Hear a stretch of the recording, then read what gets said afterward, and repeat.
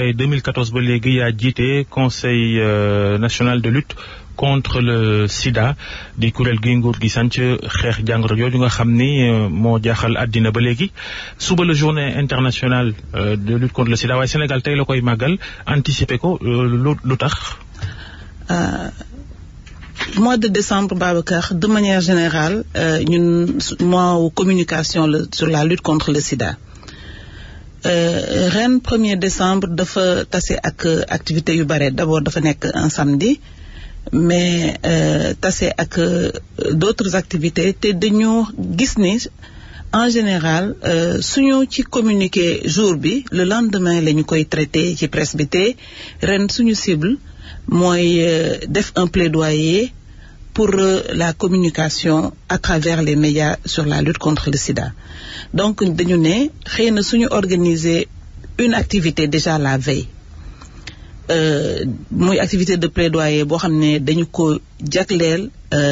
suñu partenaires yi de la presse pour communiquer wax leen suñu programme lan la enjeu bi lan la ak lan mooy enjeu wu thème journée mondiale bu subaa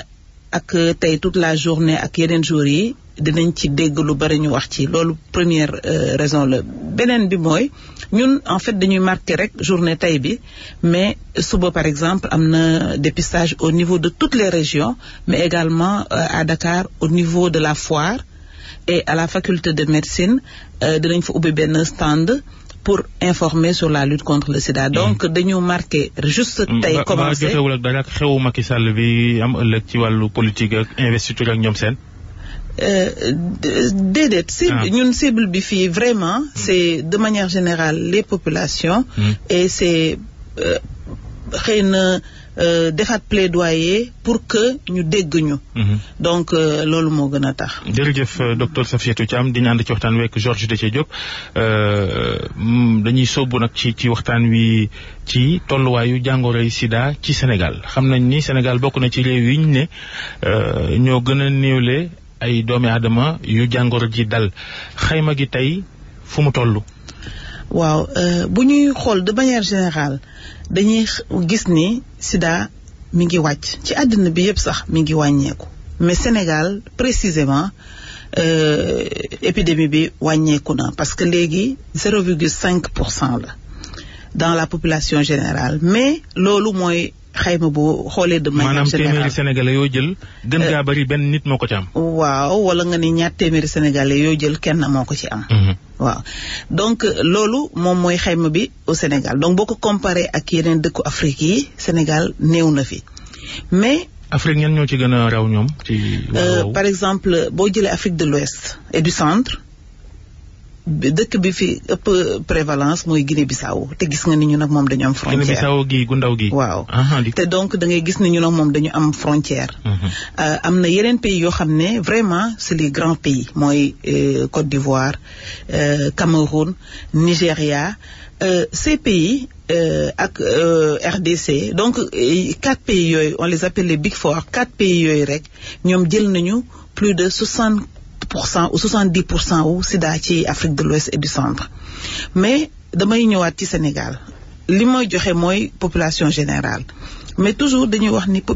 épidémie Sénégal ñun dañuy wax ne dafa concentré wu parce que am na genre population yoo xam ne boo ko jëlee da ngay gis ni sida wàccu fa dafa yokk sax muy góor yi nga xam ne dañuy sëy ak beneen góor muy gis nañ consommateur de drogue injectable yi ñi nga xam ne dañuy piqûre drogue bi gis nañ ni c'est toujours très élevé chez les ci jigéen ñiy génn les prostituées mais vraiment wàññeeku na parce que dafa jógee 17% léegi mi ngi ay 6,6% donc foofu mi ngi wàcc te vraiment dañu am programme yu bëri yoo xam ne moom la ñu taxawal di ci liggéey ak société civile xëy na mooy expliquer loolu. beneen taxawaayu feebaru sida au Sénégal mooy dañu gis région yoo xam ne fa la ëppee muy les régions du sud boo gisee Kolda mais Kolda explication bi tout de suite mooy la frontière avec la Guinée-Bissau parce que vraiment population je dis que population yi nekk ci frontière bi xëy na waa Guinée-Bissau la ñu gën a jege sax que yeneen waa Sénégal yi donc Kolda ngay gis Ziguinchor donc toujours les pays du sud et de l'est du sud-est Kédougou parce que foofu tamit dafa am ay zone de vulnérabilité mu indi troisième caractéristique bi ñuy caractériser suñu épidémie mooy dafa am ay vulnérabilité la mobilité dafay exposer les gens au VIH. maanaam jaabante bi dëkk ak dëkk. waaw donc ñi nga xam dañuy liggéey muy pêcheur muy camionneur ñi nga xam dañuy liggéey di dem di nekk foo xam ne seen njaboot nekku fa toujours. chauffeur si waaw chauffeur yeeg yooyu donc dañuy gën a vulnérable boo seetloo Kédougou y a les travailleurs saisonniers ñooñu nga xam ne ñooy nekk ci mine yeeg yooyu dañu gis ni foofu tamit ñoom sida daf leen yàpp. voilà donc ñun noonu la ñuy caractériser. foofu tamit li ci spécificité bi moom xëy na mooy jigéen ñi jaay seen bopp fu am koom-koom am rek dañuy dem sanc fa ñoom it. waaw xam nga ñoom sax ñoom ñu ngi fu nekk mais du fépp nga la leen nit ñi di fréquenter bu fekkee ni comme on dit les célibataires géographiques xam nga le fait d'être célibataire géographique déjà ça expose dafay exposer les gens à la vulnérabilité. mais leneen li également mooy c'est vrai que bu ñu xoolee suñu dynamique gu épidémie. lan mooy célibataire géographique. mooy ngay dem di liggéey xëy na foo xam ne sa njaboot nekku fa. xam nga ñun Sénégal am nga soxna waaye da ngay bouger lu bari. waaw xam nga ñun Sénégal dañu am xëy na sutura ba nga xam ne fi sa njaboot nekk am na yoo xam doo ko fa sañ a def parce qu'il y a le contrôle social parce que am na looy rus et cetera mais xëy na bu fekkee ni plusieurs mois yaa ngi foo xam ne amoo fa njaboot amoo fa dara bon dara mun na la xiir nga def lenn loo xam ne xëy na doo ko woon def boo nekkul woon ci condition yooyu donc en fait loolu lay wax le célibat géographique. Donc en fait yooyu ñooy facteurs yi nga xam ne mën na exposer nit au VIH. ñu nemmeeku tendance yi ba léegi amul coppeek changement côté boobu zone yooyu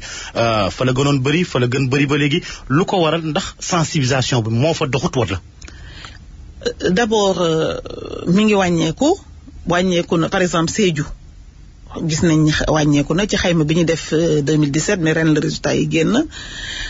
Kolda je dis toujours non seulement Kolda dafa am frontière ak Guinée-Bissau mais Kolda région bi mu janool mooy région bi ëpp VIH aussi ci Guinée-Bissau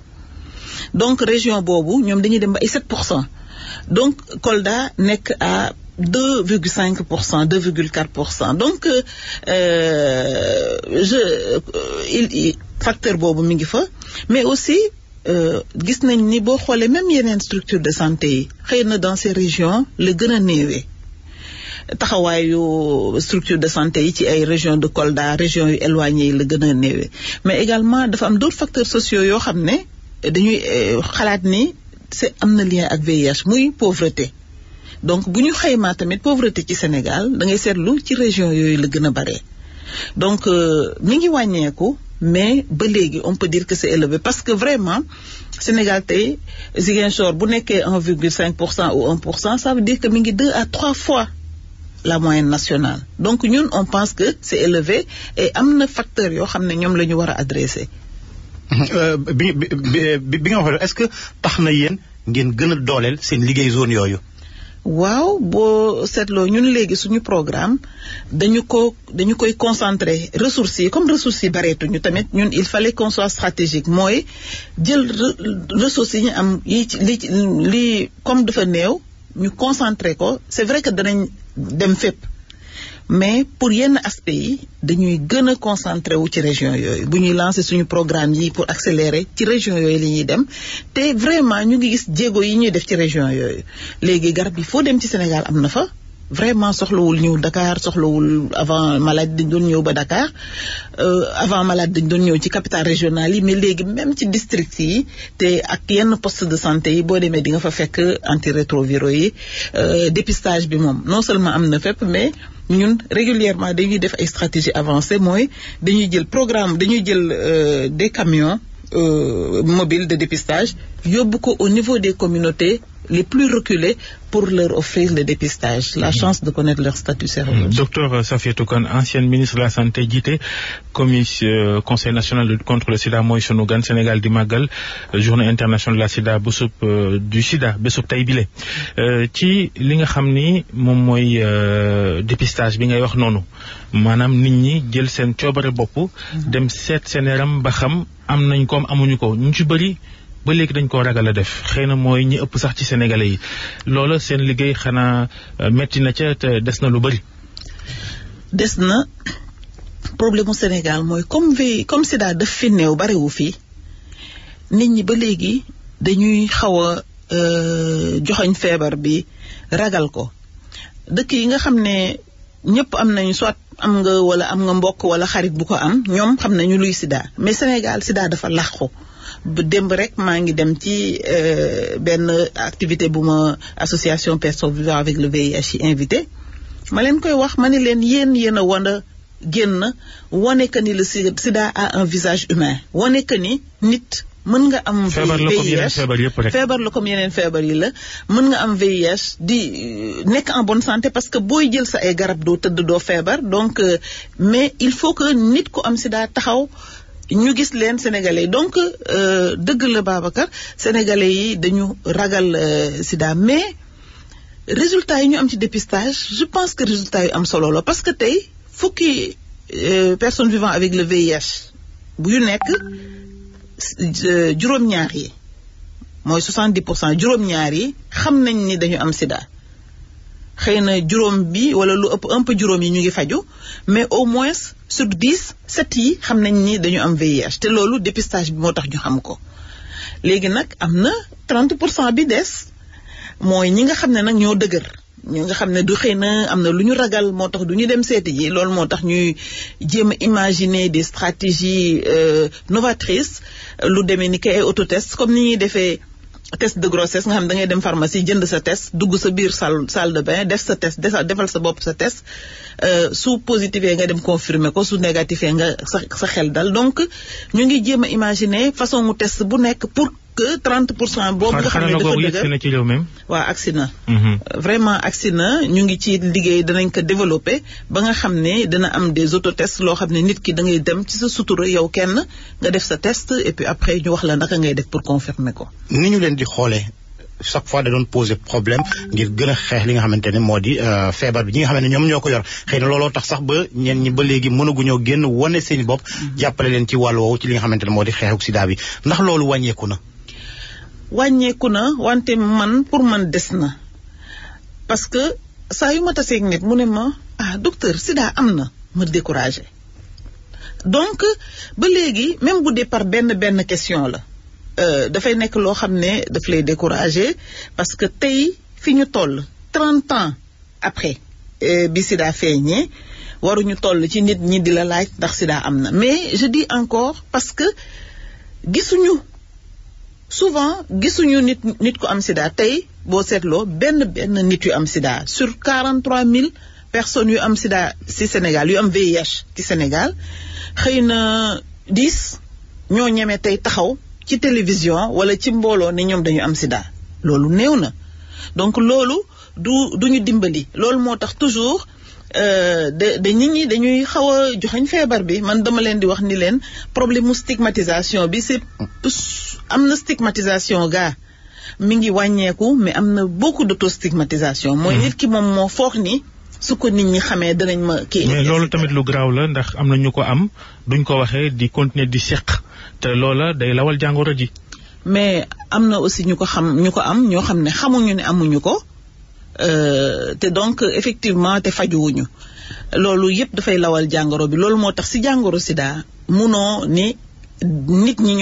ku nekk yaa war a protéger sa bopp loolu moo tax ñu wax ni ku ne da nga war a def dépistage bu fekkee da nga négatif nga protéger sa bopp su dee da nga positif nga jël garab dootoo ko wàll kenn parce que garab yi léegi wane nañ ni boo ko jëlee non seulement doo feebar mais dootoo ko wàlle donc ci sida boo bëggee régler problème bi rek danga naan ku nekk yow yaay protéger sa bopp xam nga mais keneen mënu la protéger parce que keneen ki ngay seqal xamoo statut sérologique. teel a seq gi ci gone yi léegi itam bokk na ci li jafeel seen liggéey xëy na ci wàllu xeex sida. waaw mais li ñu seetlu aussi mooy xale yi ñoom ñoo gën a xam sida xam nga ñoom bi ñu juddoo dañ fi fekk sida te ñoom ragaluñ ci wax dañ ciy wax dem internet jël seen information. leneen li tamit bu ñu xoolee prévalence VIH Sénégal xale yi VIH bareegul ci ñoom donc c'est bu ñuy màgg le VIH bi di ñëw. aussi leneen li ñu gis mooy xale lu góor yi par exemple moins de 18 ans ñoom presque amuñu VIH ah donc seen morom yu jigéen yi ñooy njëkk a commencé am VIH et puis après bu ñuy màgg donc xale yi quelque part ils sont plus protégés moi je dis toujours xëy na xale yi ñoom ñoo ñu mën a promettre même une génération sans sida parce que ñoom ragaluñu sida comme mag yi nga xam ne dañu ñëw commencé ba pare sida soog a ñëw. feebar bi wax nga fi sànq lu jëm ci garab yi nga xamante ne Sénégal dañ koy joxe gratuitement antirétroviraux yi sunuy réew yi nga xamante ne ñoom la ñu dendal lu mel ni Guinée Bissau wax nga ne fa la gën bëree sax bokk na ci réew yi mu gën bëri est-ce que doo leen jànkonte ki jafe-jafe ci wàllu woowu réew yi nga xamante ne ñoom lañ dendal wala yeneen réew ñu ñëw parce que tout simplement profiter ci li nga xamante ne moom mooy Sénégal li am Sénégal. waaw ba muy dem sax ba garab yi mën naa dem ba ñàkk ndax loolu. mais Guinée Bissau am nañu garab aussi c'est-à-dire ñoom ñëpp am léegi de toute façon pays yu bëri parce que ñun ñëpp ñoo bokk partenaires yi ñuy jàppale c'est vrai que Sénégal ñun am nañu partenaire bi jënd jàppale mais ñun suñu gouvernement mooy jënd la moitié des traitements. donc Guinée Bissau c'est vrai que am na VIH mais am nañu aussi ay garab donc le problème du affaire étranger parce que ñun dañu considérer ni ku dëkk Sénégal quelle que soit ta nationalité muy ci frontière yi muy biir Dakar ñun on te met sous traitement parce que Sénégal nga dëkk Sénégal ngay amal waa Sénégal nga koy seqal donc ni ñuy protéger Sénégalais noonu la ñuy protéger keneen koo xam ne même soo dëkkul Sénégal soo ñëwee ñu faj la jox la. mais noonu leen di contourner li nga xamante ne mooy jafe-jafe gi léegi wàllu financement yi ndax wàññeeku na ci xeexum sida. alors financement yi wàññeeku na mais wàññeeku bi dafa ñu pousser à benn réflexion boo xam ne pour xool naka la ñuy affiner suñu stratégie yi d'abord donc li may wax léegi de dañuy dem léegi fi nga xam ne fa la sida nekk ñu yóbbu fa xaalis bi yóbbu fa stratégie yi yóbbu fa moyens yi loolu déjà première chose deuxième chose dañu commencer di réfléchir ne ñun en fait li ñu ci mën a génne du ay financements yu jóge toujours extérieur il faut que ñu imaginer ici des financements endogènes des financements domestiques lu demee ni ki localité bu nekk ñu xool naka la ñuy jàppale ñi nga xam ne dañu am sida mais financement yi jóge ci ñun c'est vrai suñu gouvernement joxe dara suñu secteur privé joxe dara collectivités locales yi joxe dara. docteur Safiatou Thiam njiital conseil national de lutte contre le sida jërëjëf ci waxtaan wi Sénégal di màggal tey journée internationale de lutte contre le sida jërëjëf Georges Déthié Diop